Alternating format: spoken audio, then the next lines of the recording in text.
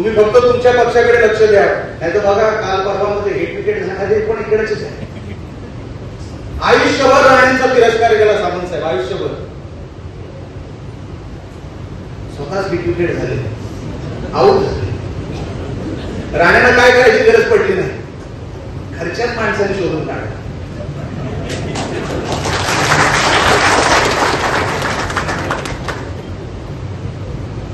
किती एकाबद्दल वाईट बोलायचं आणि किती एकाबद्दल वाईट करायचं, काय मर्यादा आहेत का? सातत्याने राणेंचा तिरस्कार करणारा माणूस नियतीने आऊट केलं. आम्ही नाही केलं, काय करणार सुद्धा नाही, राणेंकडे तेवढा वेळ सुद्धा नाही. आणि असे नको ते धंदे आपण करत सुद्धा नाही, ते आपल्याला जमत नाही. आपण प्रगत महाराष्ट्राचे आपण लोक आहोत. पण ज्यांनी सातत्याने आपला तिरस्कार केला, संपवायचा प्रयत्न केला, 20-20 वर्ष मागे लागले, नको ती बदनामी केली, काय कुठून काय तयार केलं, माणसं ठेवली होती, माणसं मागे पाठवली होती.